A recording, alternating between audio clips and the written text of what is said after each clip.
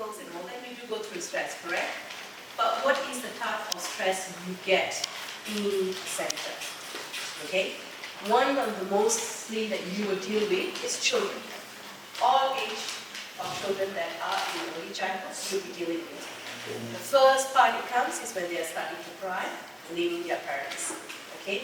They are not going to be happy because they are living a comfort, a secure zone. Correct? And how do you build a secure zone on your side? Is it just saying, hey, how are you?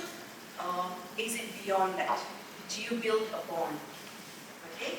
Most of the time when you build a bond, you know what is their likes and dislikes. So you will know how to welcome them because that's the first part of their day into the center. Correct? If they're upset in the morning, when they're coming to the center, do you think it's going to be easy for them to transition whatever you got? Not really, right? So normally the first part is what requires in the center. So when you come in, you have the entry, you've given enough allowance of time to prepare yourself before you start the camp. Okay? Now, you are doing this day in, day out. It's part of your career. And before I go further, how many of you chose it based on passion? Put up your hands. You chose this line because it's your passion. No one did it for passion. Only 1%, 2%, 3% I can count. How about the rest? What pathway did you choose this early childhood? Why did you choose early childhood? Because I enjoy consider You like to be with children. Okay? See? So that's passion, right? You like children. So the majority of you love children. If you don't love children, that's your main entities. You've already lost your main entity if you don't like children. Alright? Where added bonus in it? What do you reckon the added bonus in it? When you're with children, is it difficult or hard? Is it challenging? challenging. Very challenging? Yeah. More than an adult? Not really. Not really? Sometimes. Sometimes? I would say children are very challenging. Okay? Because one, they cannot say what they want. Okay? If you have special need children, they are mostly non-verbal.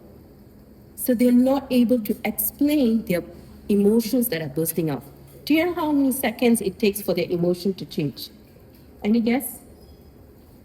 From one emotion to another emotion. Any guess? 5 seconds? That's too fast. 10 seconds? 10 to 30 seconds normally. Because they normally move from, especially if they're crying, to being happy, it takes longer. But when they are hungry, okay, I always say hangry, because they're hungry and angry, so both emotions comes together. All right, some of the emotions go together a lot. Now, what happens to you as a person who is going to be helping the child? What happens to you? You have a child throwing themselves, not able to come, not able to say what they want. What happens to you? What is the emotion that you are going to hold? Stress? Stress if you're not ready? Confusion? What other emotions do you think? You have a crying and wailing child. You just don't know what the child is crying for. You go through confusion. You go through, you get upset also, right? Because you do not know what to handle the child on. You get very distracted, not knowing how to handle the child. This is one child. But what happens if you have 8 children in one same room?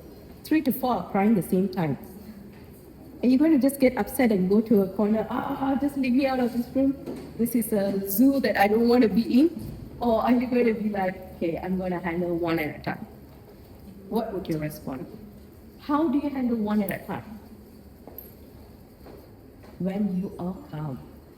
Okay, I always feel when we vibe in a positive energy or an aura of positiveness, the child adapts to it.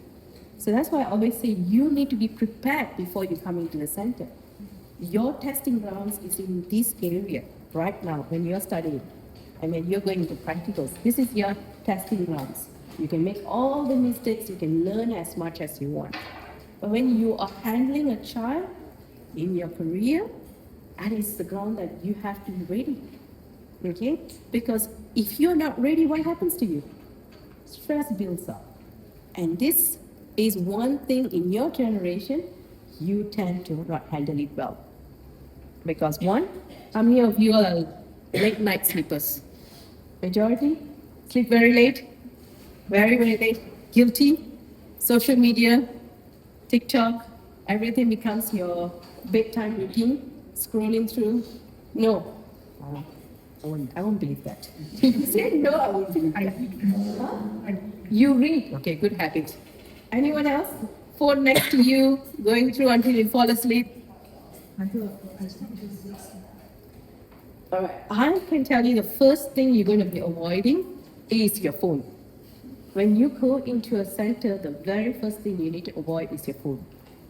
Because your phone is the biggest distraction.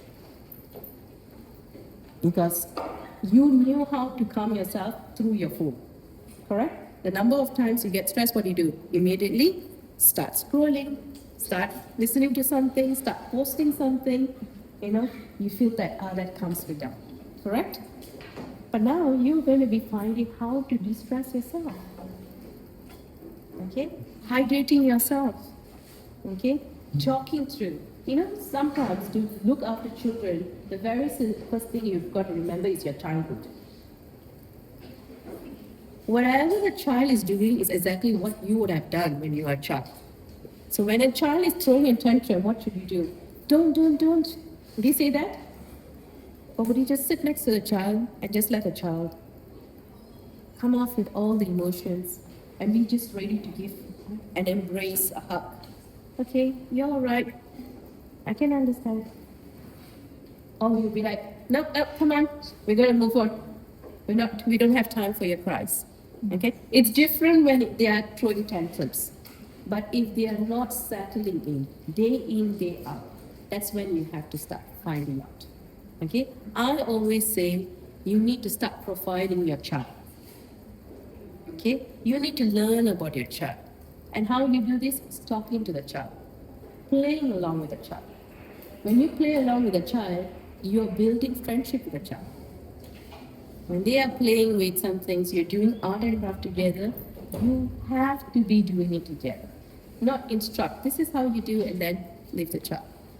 Okay? So stress builds on when you're not prepared. Okay? When you are trying to understand stress, the other things is your addictions. You have to let go of your addictions. Okay? Layers by layers. That's why I said this is the ground that you're going to be letting go a lot of things. Okay? Before you go into a career pathway. Can I get the next one, please? So as I said, your well-being is the most important thing. As an educator, you need to up your vitamins because children tend to fall sick more frequently. Hand, foot, mouth diseases are very frequent. Flus are very much, always there. So you need to up your vitamins. You need to have healthy eating habits. Making sure that what you teach and what you tell a child, you're doing to yourself. Does that mean bringing soft drinks to education, early childhood centers? Or does it mean that you just, skip your meals and continue on looking after the kids? Okay. You need rest. You need time out. You need at least a block. So when they give you the breaks, you utilize it. Not by browsing through your phone, but to just take a deep air outside. Go for a walk, back, settle in, or if you like to listen to some music, settle in. Don't go watching things, but be aware of your environment. Okay? When you do that, you are handling yourself much better. What happens if things are happening at home? You are like a volcano. There's so much of things around you. Life is not the same, right? Each day you go in, sometimes you have a fight at home, or you woke up late, or there's some bills due. You're stressed. And you're coming into this environment that you need to bring the vibe. How do you bring the vibe that you don't have? Anything? How can you bring a positive energy when you don't have a positive energy?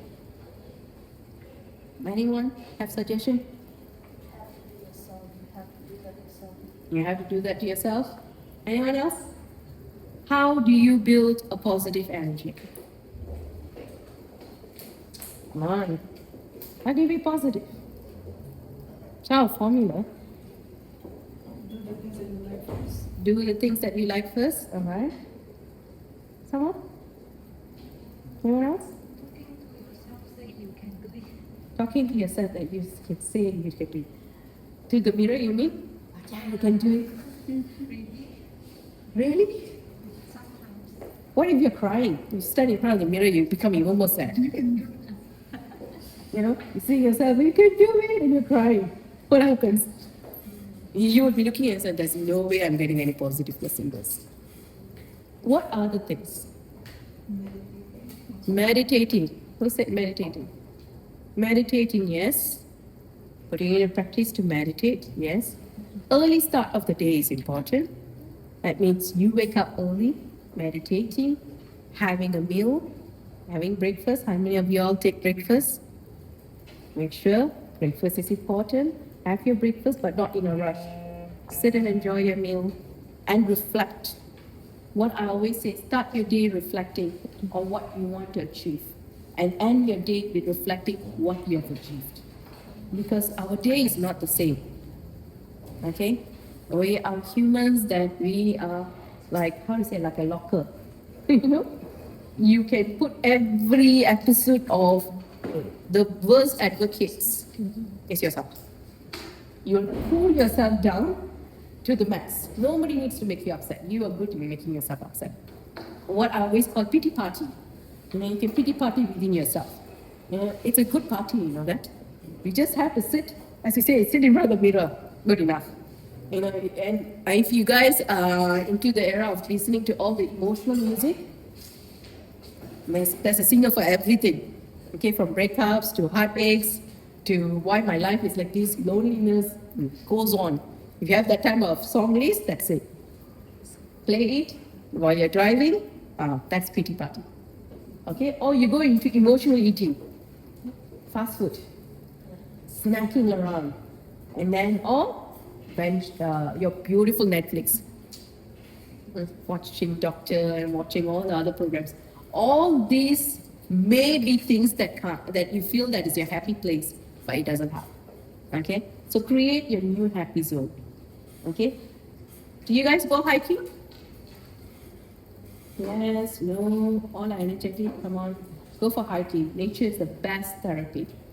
Start going into nature more, and you teach the children to be in nature more. Okay, breathing in and out in the natural air is the best thing that you can do yourself. All right, your well-being is your children's well-being. So the children that you look after, they watch you. You are their walking puppet. Okay? If they see that you're not walking left and right, they're going to do the same. And I always say it's like training a parrot. You know how you train a parrot? You repeat it to it, the parrot will repeat. Exactly a child does that. Okay? Whatever action you do, the child will represent it. Okay? All the more if you're looking after children who are very attached. Okay? They glue onto you. Hey, you get a lot of those type. Once your favorite teacher, once your favorite carer, they'll attach to you. Okay? And you will be attached to. You'll go through that one season of being attached. Okay?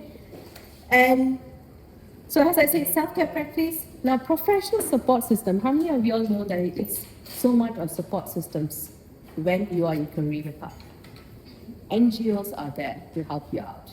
Okay? Always engaging to an NGO is very important because you need to talk out. You need to express out whatever you bottled up, not to a friend. If you try to do to your friend, poor friend will be like, I was just feeling all positive. And there comes a downfall. All right? Don't do it to a friend, but have it to a person that is accountable. A person who knows how to handle your emotion is the most important thing. Normally they'll say, go talk to a friend. I will say no. Because your friend may be an enabler. Okay? So you need to find your accountable person. So in a classroom with your kids, create a strategy in the classroom. That means be prepared what you're going to do in that day. Planning is everything. When you go in, you should already know plan A, plan B. Why do I say plan A, plan B? Sometimes what you have planned would not be happening. If a child says, no, I do not want anything to do with puzzle, you can't force puzzles to the child. The child is like, I'm going to throw everything. So plan A and plan B. Have a theme. Make it interesting. This week is going to be all to do with sea animals. So you have a whole week of activities related to sea animals. So be creative. And I would always say, start doing the lesson plans from now, because that's going to help you when you're with the kids.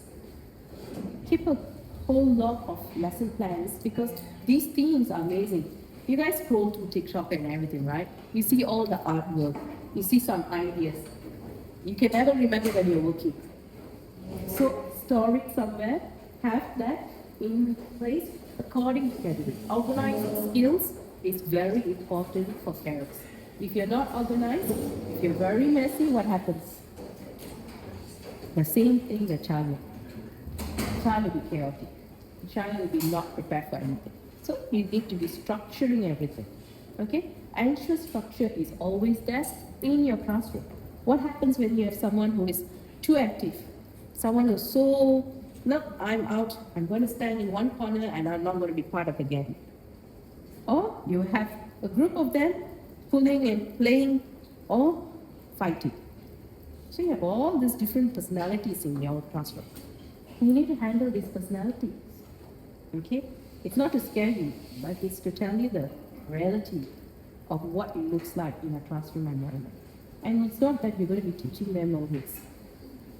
You got to unlearn to learn.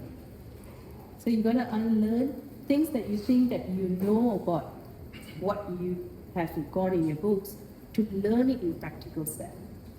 Experience yourself with experienced educators and carers, because they will teach you tips and tricks that help them. But make sure at the end of the day, you are looking at the result of it. Don't go and choose wrong examples. Don't go shortcuts. A lot of times they're like, oh, you just have to do this and that's it, the child will be fine. Okay? And if you can, please make sure you don't encourage digital devices as much as you can. Music is fine, but start learning some nursery rhymes. You all know some nursery rhymes? Yes? I'm going to start asking who knows what nursery rhymes. Start learning nursery rhymes, because when the child is crying, you can sing a nursery rhyme. Okay? It helps them. It helps them to calm down. Instead of saying, all right, don't worry, settle down, be at ease. Instead of saying that, you just have to ensure that they are hearing some music along. How many of you all know bilateral music? bilateral. Bilateral music. Anyone knows what's bilateral music? No? So bilateral music is called a brain massage. It's a type of music that actually calms the nerves. Okay? Instead of nursery rhymes, you can put bilateral music. Even as an adult, it helps you to calm down. Okay? It is sounds of nature. It is sounds that will ease you and help you out also. So bilateral music is something when you're trying to put them to sleep, you can put it on. When you're trying to get them to relax, they're crying too much, have it at the background. Music always calms the child. If the child is finding too much of noise, the child will make more noise. What happens when it's too noisy? They close their ears and start yelling. That's what every child will do. So, having a music at the background instead of nursery rhyme going on or Coco Melon going on. Okay, a lot of centers will put some nursery songs that are so hyped up. Children are screaming, this is going on. Okay, I would always say, just sit and observe the environment and see whether you are calm. If you yourself don't feel that you're getting calm, that means that's not going to be helping the child. Cool? Can I get the next slide?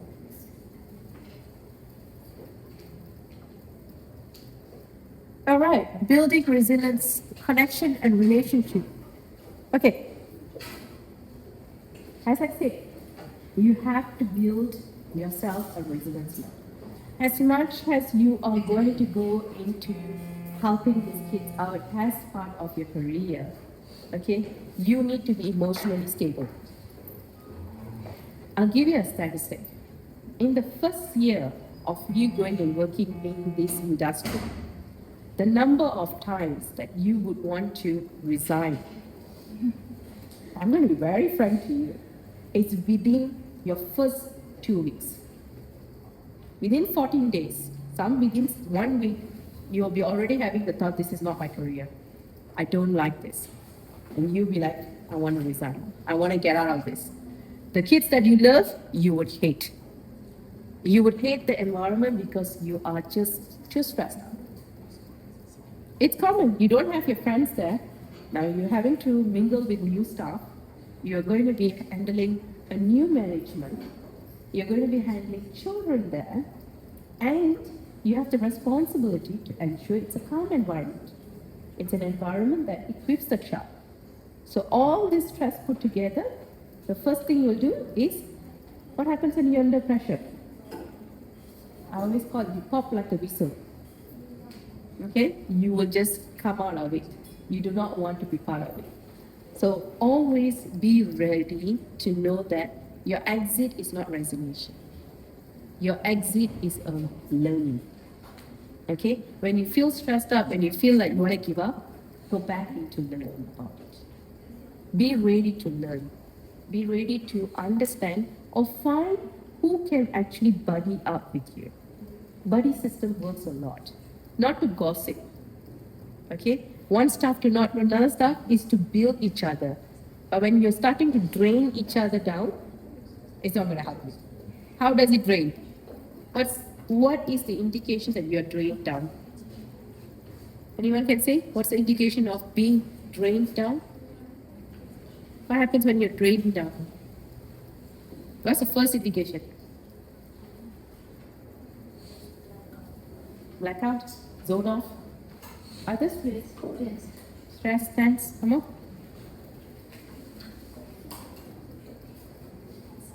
Zone out?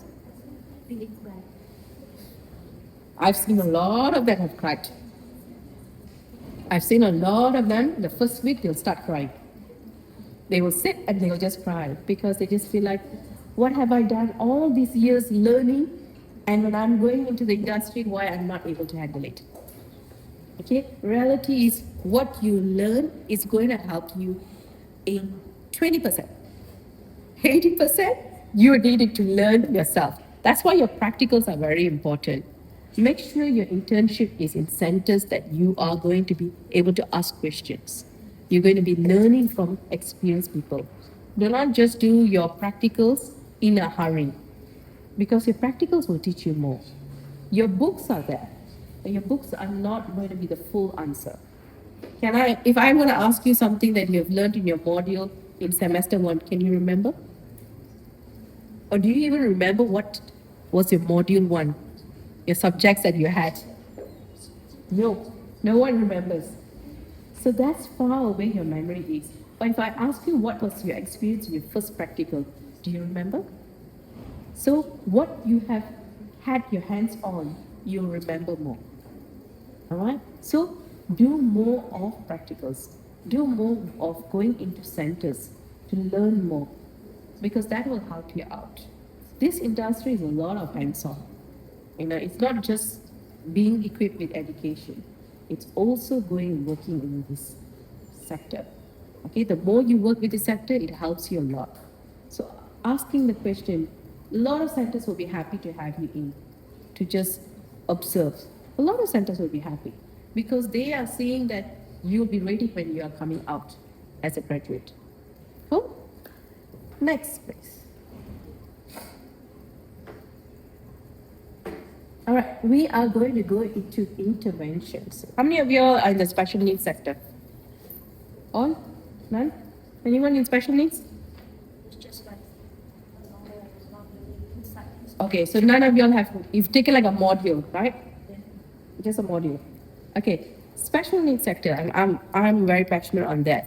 Okay, special needs sector is a bit different from your normal sector. Okay, it requires interventions a lot.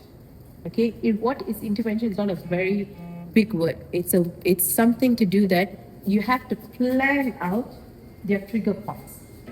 Okay, so you need to learn techniques for it. It's one sector that's a huge demand is special needs. So anytime that you guys are going into industries, please ensure you read up a lot on special needs. Okay, we have out of 10 children, we have 6 children who are special needs, undiagnosed. I'm not even giving you the count of diagnosed. Okay, they are going to be in your environment until they go into schools, or if their parents find out that they are special needs, that's when they pull out the child from your child centers. Or not, they don't pull them out. So if you may have ADHDs, you may have ADDs, you may have dyslexic kids. You would not know whether the child has dyslexia or not until the child has shown in their activities. So you may have all varieties of kids in it. All right? Next. All right. Positive learning environment. Okay. Visual schedules to show what is your environment of learning like. A lot of prep work, a lot of things that you have to create and build. Whatever that you do in your course, okay, you may have done some of your assignments related to it. It'll be very beneficial for you. Create like a portfolio. Okay? Normally what I will say is, the arts and assignments that you have done, okay, keep that, you will really use it. Okay? Whatever practicals that you have done, you would use it. Okay? Visually, when you see what you have, you'll be able to plan it out. Alright? Then, biggest part, family partnership. The most difficult part is to talk to the parents. Right? Are you nervous to talk to the parents? No? Yes? Okay? The first thing is you need to know how to communicate to the parents. What to say and what not to say. How to say and how not to say. Okay? We always say your feedback should be like a sandwich. Okay? Not should be directly putting the child down or putting the parents down. Okay, so instead of saying, "Oh, your son always cries," okay, and the moment he comes to the center till the end of the day, he just cries nonstop. That's not going to help. Okay, you need to say what are the things that are triggering his tears. Okay, he's getting upset when he's not getting the toys, or he gets upset when he's hungry. Okay, what can we do? All right, maybe we can ensure that he learns how to take turns. Okay, we can start to work along with him individually, moving in to buddy up with a friend. So those type of things, when the parent reads your report, okay, you do have to do a report, you know that, right? So when they read your report, they understand it better. When you're talking, when the child is coming into the center, what's the first thing you ask? When the child is coming into the center, parent is checking in, what's the first thing you ask?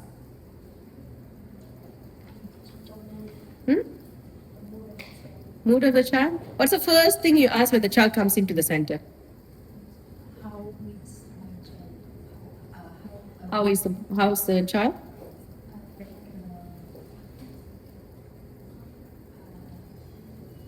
What's the first thing? Child is coming, mom is saying, "Okay, here you go, Adam." All right, Adam is with you. What is the first thing you ask? Child's progress? No. The first thing you ask is, how was the sleep of the child? Did he have a good sleep? Was there any nightmares? Did he wake up in between? Do you know why I'm asking this question? I'll tell you on the psychological aspect. If he had a bad night, you're going to have the child grumpy throughout the day. If he had a good night, then you know that, okay, he's going to work along with you. So you can be already planning out in your mind what you're going to do with the child. First is sleep. Second is food. If the child have breakfast, most of the time parents send in pajamas. Correct? Pick drop off, and that's it. And then sometimes they don't even let the child to wake up from the sleep. They carry the child while the child is sleeping, put in the car, and then drop off at the center. Okay? Which is sad. The child is not ready. So what you should do? You should stir up the child, soothe the child, shower the child, give breakfast, and then continue on. Okay? These are realities of what happens in the center. Majority of the kids will come without, they will not have had breakfast.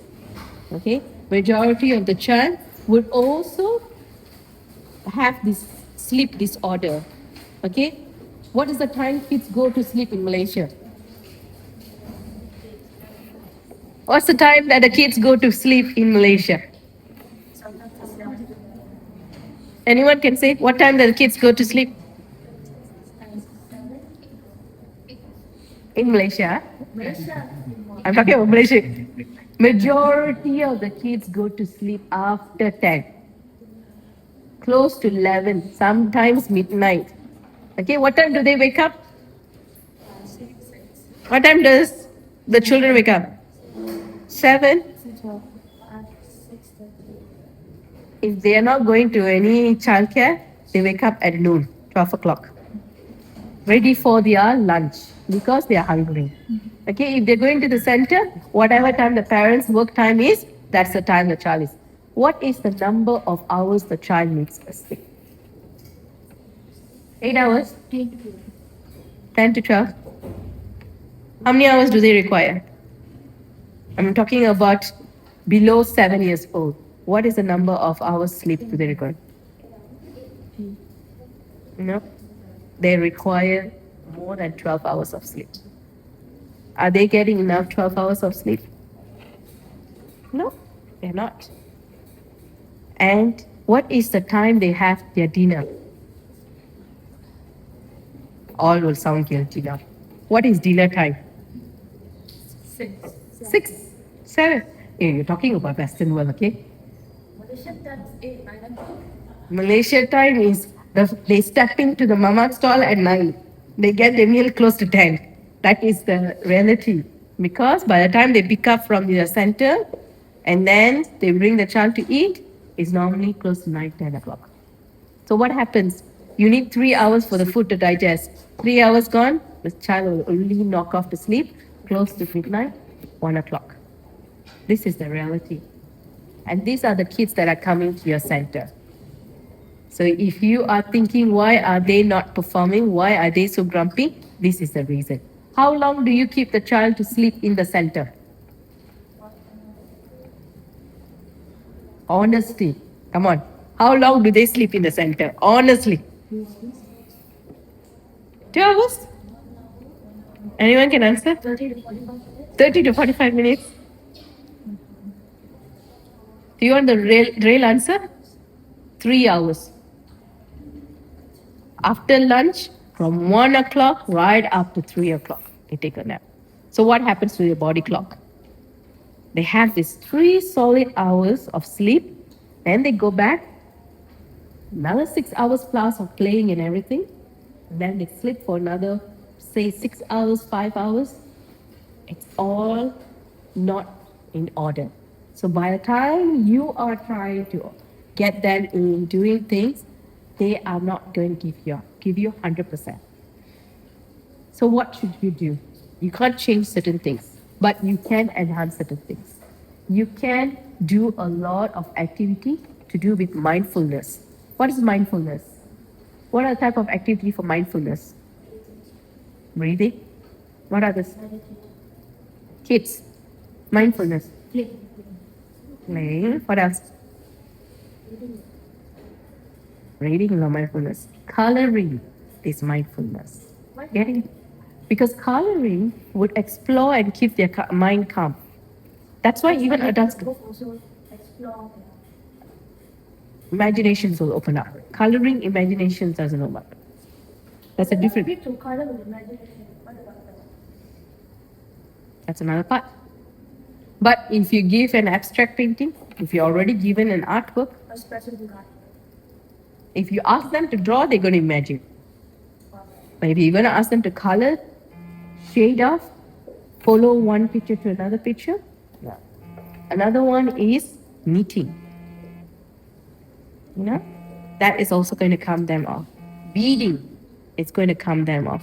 So all these are mindfulness activities that you can give them, okay, to relax them off. So in the morning, you start with high energy activities. Mid lunch, come lunchtime, what happens? Their energy is down, ready to go and sleep. To awaken them back up, you have again high energies. So you do a lot of games that are to do with their bodies. Okay? Getting them to do short runs, getting them to hop, getting them to roll, all that comes. And then you bring them into mindfulness. Each activity is worth about 15 to 30 minutes. Center, this is what they get. So this is going to help you. Like the first one, this week, identify one personal stress management strategy to implement. Your own personal stress management strategy. Second, okay, since you're not in a classroom environment, but what would trigger a classroom? List it down. Okay? Don't wait until you're in the work life to address that. Start working on how would you assess your classroom strategies. Okay? Introduce one calming activity to your daily routine. For those of you not doing any calming, besides your phones, besides your day-to-day routine of taking and running, then you have to. All right, so let's go down. So key takeaways. All right, come on. Key takeaways: stress is normal. All of us have stress. It is highly overused word. Okay. I would say it's overly used in Malaysia. Okay. Stress is not something new. You always had it. It is part of an emotion that you have it. Okay. It is like how you are hungry, how you are happy. Stress is part of an emotion. Okay. It can be dealt with. All right. So your well-being is very important. Look after yourself first. Next is prevention. It's the powerful tool for anything. Okay. Then you're looking at co-regulation. Regulating the environment is very important. Small changes create a significant impact. And lastly, collaboration. As I said, networks are very important. I've given you some important readings that I normally use. Try to find them. Get down. One of it is my book. And some of your professional organizations that I know that they are also online. They are available. If you want any of these applications, get in touch with me. I will give you the application. And the next one. That's how I had for you guys today. All right?